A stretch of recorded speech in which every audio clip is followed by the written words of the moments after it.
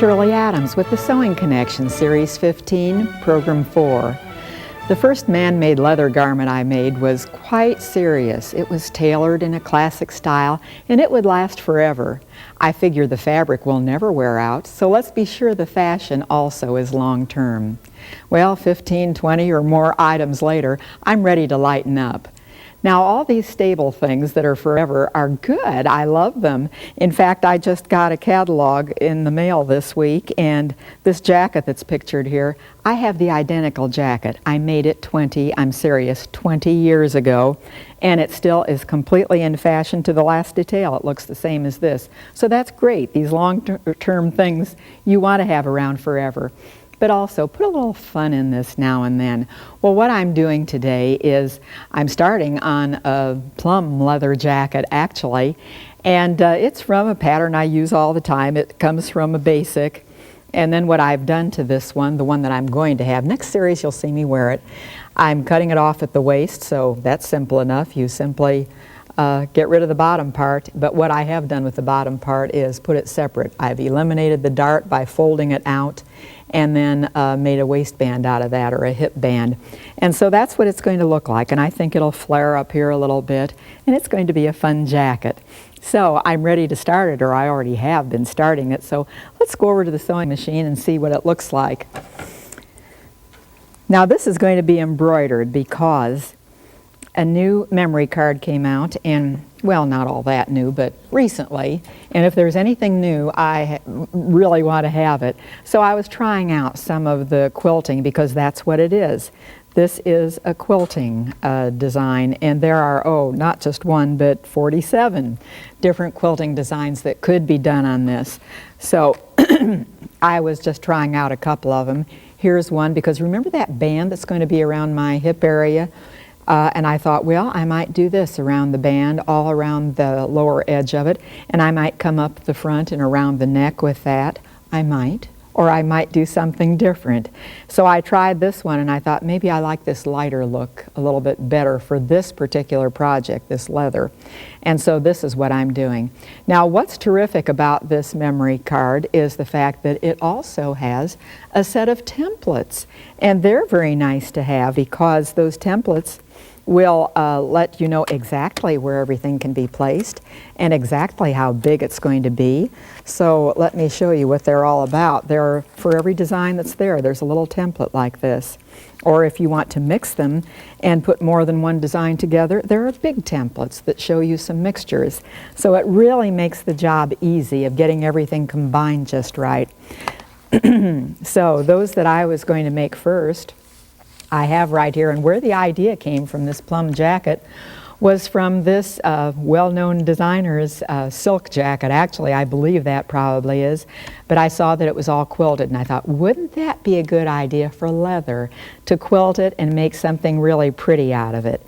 So here's what I have started. And remember, I was going to have that hip band. Well, here's starting around the hip band, because it'll be a separate piece. And you don't want to cut it down really small to begin with, because then you can't get it in the hoop, since this is going to be automatic embroidery. And so I wanted to leave it big enough that it'll enclose in the hoop. But here's how it's going to be then when it's finished. Instead of that straight band that I had on the table, I'm going to curve this one a little bit and break it up a little bit. This is another reason why I decided on this design instead of that first one that I had that would have gone better on a straight line. Since this one's curvy, fine, this just fits. This is going to be the front panel, and it's all ready to cut out and go into my jacket almost.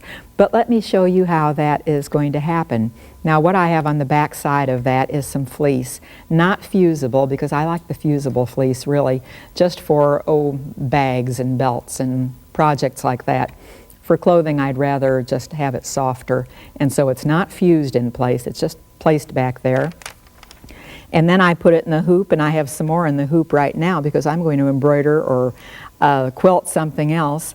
And so everything here is ready to go. I've already placed this just the way I want it. And how I know how it's going to go in the hoop, by the way, is the fact that you not only put that fabric in the hoop, but before you get it all clamped in, you take this template, whatever it is you're making, and you know exactly where it's going to fit and how it's going to turn out, where it's going to be located by this cross that goes right through it. And you just put that against the cross that's in here where the stitching is going to be. See where this circle is? And that's where it goes. And then if I put that in the hoop, I can see exactly how it will be centered and located, and so I can get it in the exact place where I want it there. And then also, as I'm attaching them together, one after another, I'll go back to this one, because this is two designs here. And the first one is this one that I located. Is that it? Yes.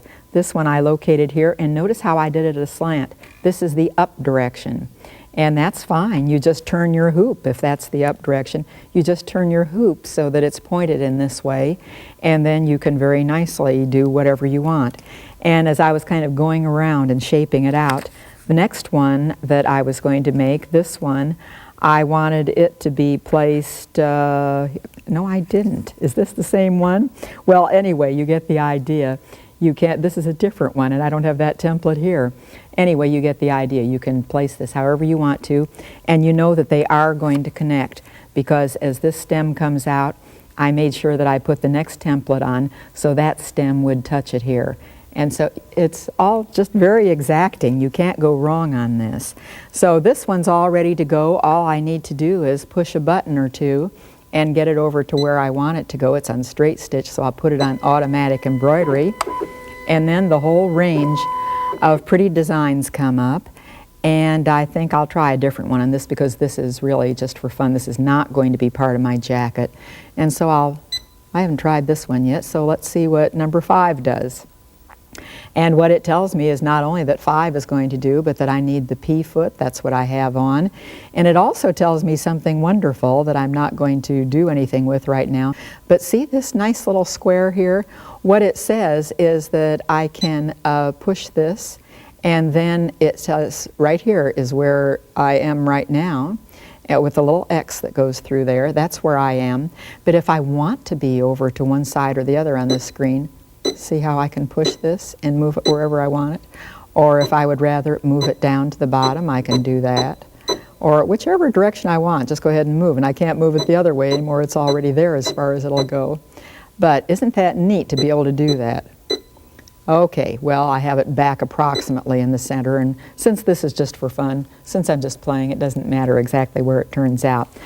Now comes the hard part. We just sit back and watch it do its thing. So push the button, and away it goes. And I'm going to stop it for a second so I can cut off this thread just so that it won't get stitched over again, and then let it go ahead. Now this is a little bit better than drawing a line and having to follow that line and quilt it all on your own.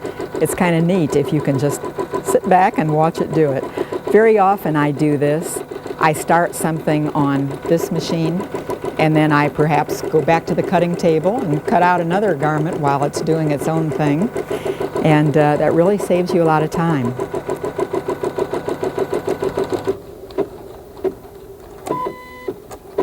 If you can stand to leave it, because it's fascinating to watch.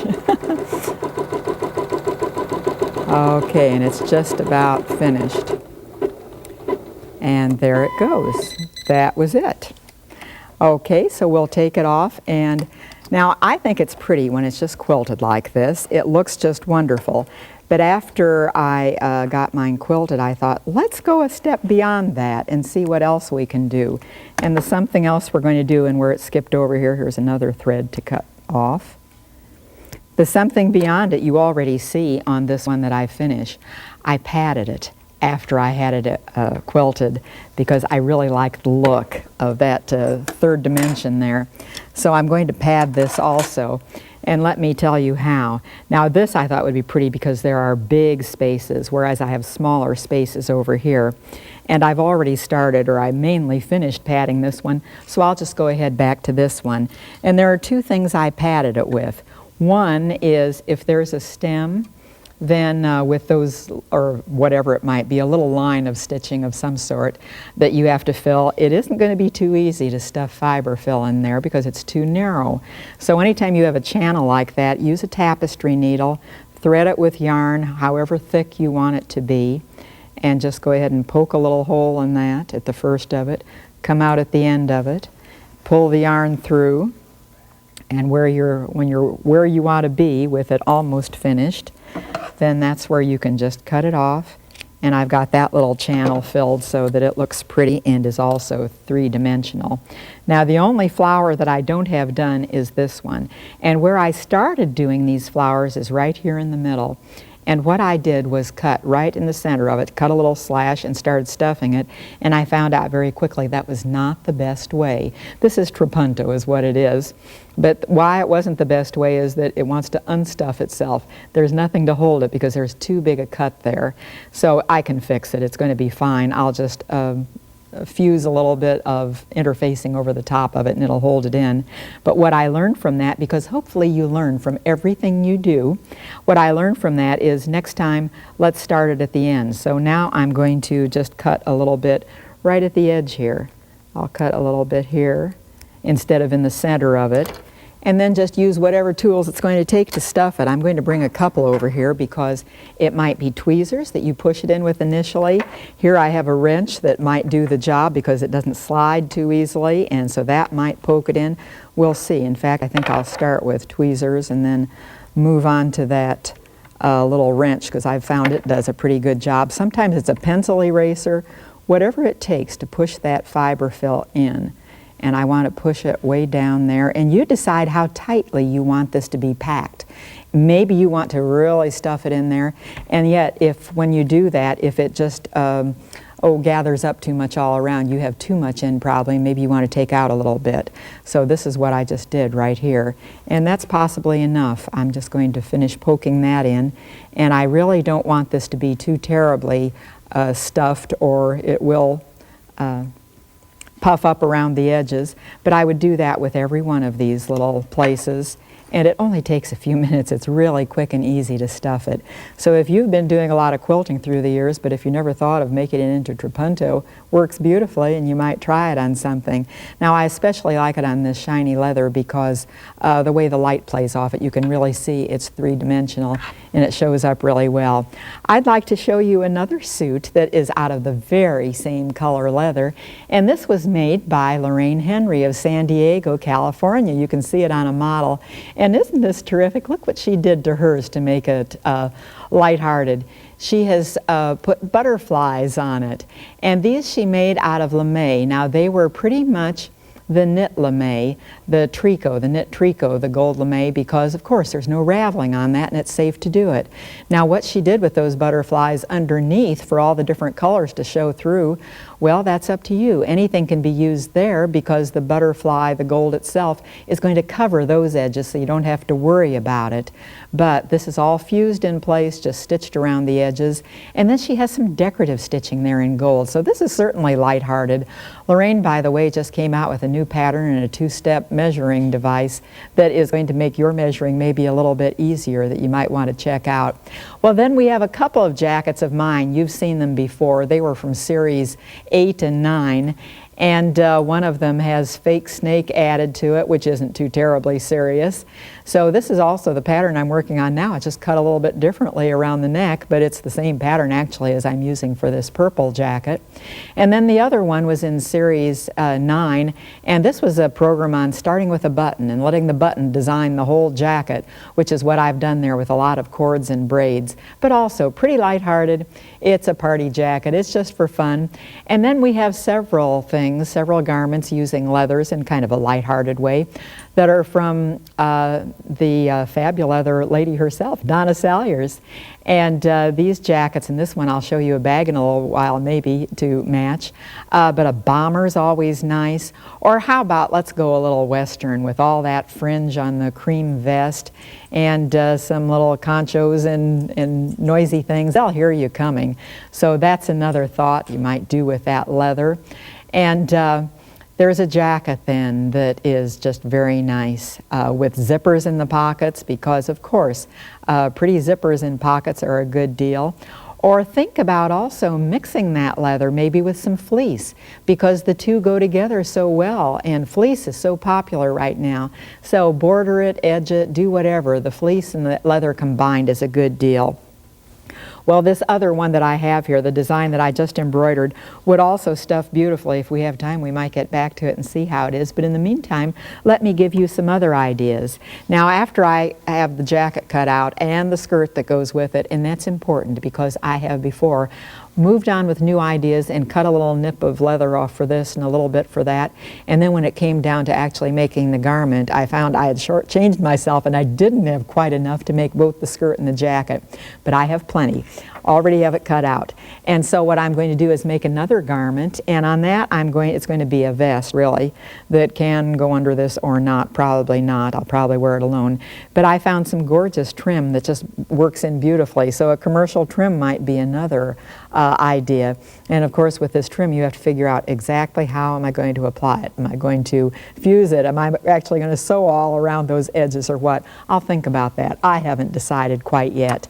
I like this three-dimensional look, and I have a friend in Wisconsin who had a gorgeous jacket, and I said I'm going to use that idea. This is what it was. It was falling leaves all over it, a whole cascade of leaves. And she said she didn't make this, she bought it. But this is kind of what those leaves looked like. And three-dimensional again. And I thought, wouldn't that be pretty on a jacket? I like the idea of maybe having them all the same color or do a variety of colors, it doesn't matter. But as I analyzed this, I thought what it had to be is a shape that kind of looks like a mouth, like some lips there, kind of. Not quite, but it'll do. And so if I put this down, what I am going to do is get this back into, I'll just go back to the menu and get this back into ordinary sewing because I'm just going to straight stitch. So now we have it in straight stitch, and I need to also have a straight stitch foot on it. And I'm just going to follow that around and see what we can do to put that leaf on, because that's kind of a pretty idea you might want to do. So Mary, if we have millions of people walking around with stuffed leaves, I'm sorry, I apologize in advance that yours is no longer original, but you gave me permission to do that. So, okay, I'm going to start about here, and I'm just going to straight stitch and right along the edge. And this is actually going to be covered up, and right now I have a 30 weight thread in here because I really wanted that embroidery to show up, and I would possibly use that on this too, because with all the different weights of threads, use the one that is most suitable. And I want the needle in the down position so that when I come exactly to the point of that leaf, I can then safely just use my knee lift and move this around. And what I think I'll do is stuff this before I sew anymore. I'm going to tuck a little fiber fill inside here so that that leaf is already slightly padded out. And then I'll come up the other side. And let's see how that turns out. I think I probably have another jacket in the making here, or a vest, or maybe I'll save that trim, that purchase trim for something else and do this on my vest. And when I get up about this far, then I need to plan, okay, how is that second leaf or the second part of it going to twirl around here and either fit on top, or it would kind of be pretty if you'd bring the second side off to the side. So that might be another way to do it, and then just stitch that down. So I would probably just come up here and end it, right about here, and then pull later the threads to the back side. So I'll leave plenty here so that I can pull them to the back side to tie a knot, and then bring this around and swirl it and do some more stitching, because now I would just want to start here and then continue up to about here, but leave that swirl alone. I want to play with that a little bit and decide exactly how to do that. But remember, set of lips don't make a bad leaf if you just twist them just right. Just like sometimes you're sewing away and you have to twist your mouth just right so that the sewing comes out just perfectly. Well, another light-hearted jacket that I'm doing, I have been asked for, I have been begged for by my daughter for a while, and I finally thought, okay, a holiday's coming up and this is going to be a gift, so don't tell her I'm doing this. It's going to be the motorcycle jacket in black leather that she's been asking for, with crystal zippers everywhere. It's going to zip up sort of off center with a separating zipper, And then it is going to have pockets in the sleeves with these crystal zippers. Just a fun thing, just a party outfit. But I wanted to see how easy it would be to stitch these zippers in to make the pocket. Well, first of all, it's a good idea to make a pocket pattern, because I am probably going to use this same little jacket pattern again for this and just put an off-center closing in to zip it up, and then I'll just cut out my own pockets. So the first thing is cut a pattern, and I just have a little scrap of fabric to do that, and I decided this is about the slant I want for the pocket. Let's say that pocket's going to go here, and I wanted to have that slant right for my hand. So if that's where I'm going to cut the slit, then I'll cut it apart there and press it back. And what I did here is cut it completely apart, make two separate pieces out of it, and then I used a little scrap of leather to insert just so it would cover up the end of the zipper. My little scrap, here it is. So I put this in just to cover up the end before I put the other two pieces over the top, because you don't want to see those zipper ends anywhere. And I wanted to stitch kind of wide. I wanted to leave that crystal zipper with plenty of room. So this is one way. Another way you might do that is to just cut a slot right in the middle, and then cut over to, here, I'll try to get it down flat here, and then cut over to the corners, like I'd cut down there diagonally to the corners, and then fold it all back on the ironing board and press it. And when I did this one, I of course fused a backing on it first, because it's going to work a little easier if you have a lightweight fusible backing on it. And then when I did this pressing, I don't really want to put the iron directly on this leather, whether it's right or wrong side.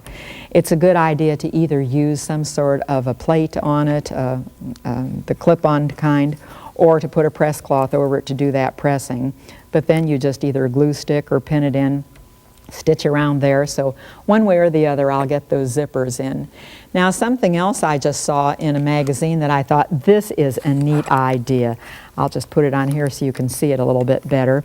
This was in a museum catalog, actually, and I saw this ancient Egyptian owl. It's a little plaque you can hang on a wall, and I thought, I can do that same thing. Don't just think that, oh, this is a blouse, I'll get my idea from a blouse. Get your ideas from wherever. But that little filigree look around the owl's face, I thought, boy, I can simulate that with my rotary cutter, and then I can take a little gripper, a snap attachment, and punch those holes, and it looks exactly like that little thing around his face. I might put little owls like that on a vest or on a jacket and do something similar. So don't limit yourself. Look for ideas just every place and translate them to whatever it is that you're going to do. And if it doesn't turn out the first time, so what? Practice a little bit on scraps and it will turn out right the second or the third time. But in the meantime, you're learning something every time you try this, and you're having fun doing it. Now, I really like those butterflies on Lorraine's jacket, and I just might do some too. And I thought these I might do also by quilting them and stuffing them, because I notice on this memory card, here's a neat little butterfly, and I might just also quilt that and stuff it, or cut away some of those sections and put some other fabrics behind them, and that might work really well also. Now remember also, when you get finished with this, you're going to have scraps left over, and don't throw any of them away. Let's see what else I could do with that plum leather I have left over after cutting my suit. Here's another vest idea from Donna. And what she has done here is a neat little western look. And let's take a close look at the edge. I believe it's a raw edge there that you don't really have to finish. It's glue stick together or fused together. And then she's cut little narrow pieces of this leather so that it can all be laced. And there again, you use that punch that is for grippers or snaps in order to do that lacing. And make sure that when you go round and round with the lacing, make sure that you always keep it straight. Don't let it turn over, or it won't look pretty, of course. You need to keep straightening it out every time you come through. And here again, that tapestry needle is what's going to do the best job. So use every little bit that way. And this one also then has the grippers on the pocket and down the front. So a little lighthearted. Grippers are neat things, snaps. Some other things I'd like to show you here to use with those scraps is this takes a rather big scrap, probably a half yard, maybe a little bit more, and there's a pattern that goes with it, I see. But this is a really pretty, it's just so soft and It's just really pretty. It's all quilted and it has some neat hardware on it, those little X's there, and some neat little hardware on the edges of this tube that forms the drawstring, and a slide that goes up and down to tighten it up so that it will all stay closed. And I like the way that she's put the eyelets in here. You can get attachments for those also to get them all in. So it makes a really nice bag. Some mittens are a good deal, and if you need a pattern for these, I think you've got one. So you just put this down, cut around. Anyway, you can see that that mitten would be good because fleece is so nice. You have extra left over from a project, and this is again all bordered in leather. As is this fleece edge. It is just finished off with leather. And here we have a set-in pocket, and the lips of this pocket, which is in process, are going to be leather also. So use every bit of those scraps because you can just do nothing wrong when you work with these leathers. They're easy to work with, they're easy care, they wipe clean, or you can put them in the washer and dryer, and you're going to enjoy both working with them and also the upkeep that you have later since they are so easy. Well, give your clothing a happy look and keep your life on an even keel by realizing that every situation is fixable. We're going to make it through this and some good will come of it all, whatever it is. Like the big sweater that accidentally traveled through the washer and dryer, and look at it now. Join me next time to recycle sweaters and see a worm turn into a butterfly.